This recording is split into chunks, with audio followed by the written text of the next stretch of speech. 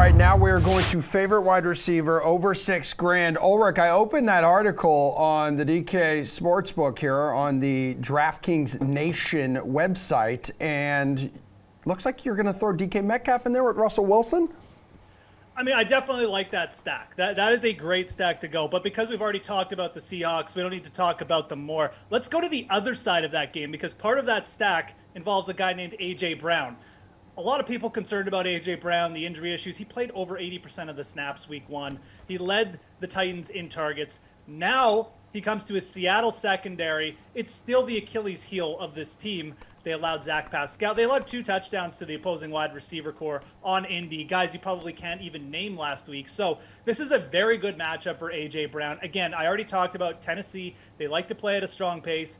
But Seattle, they're the classic funnel to the pass defense. They're very good against the rush. They bottled up Jonathan Taylor last week. Could definitely bottle up Derrick Henry here. And I think A.J. Brown, if this game shoots out, going to be a monster one, because this is a secondary that simply can't handle A.J. Brown. So I love paying down for him. And then, again, you stack him with the Seattle guys you already mentioned. Okay, AJ, talk to me. Wide receiver over $6,000.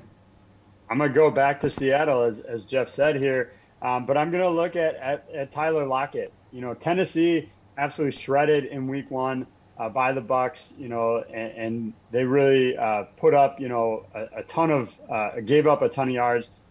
Seattle, for their part, solid 4-touchdown game. Lockett got 2 of those. He caught 4 of 5 targets for 100 yards. I would expect more of the same. Obviously, there's a lot of pieces that can be options here, but I think Tyler Lockett should get plenty of targets and could have another big game. Fowler, which wide receiver do you think could have a big game? Yeah, I love both of those Seattle receivers. I'm going to lean a little bit more towards DK Metcalf, because I think a lot of people will go to Lockett. And we saw that they got the same amount of targets in that game, in that matchup. And DK Metcalf, you know, he's starting to become my Tony Finau here, Emerson. Like, this guy is like one of my favorite players to watch. He's a monster.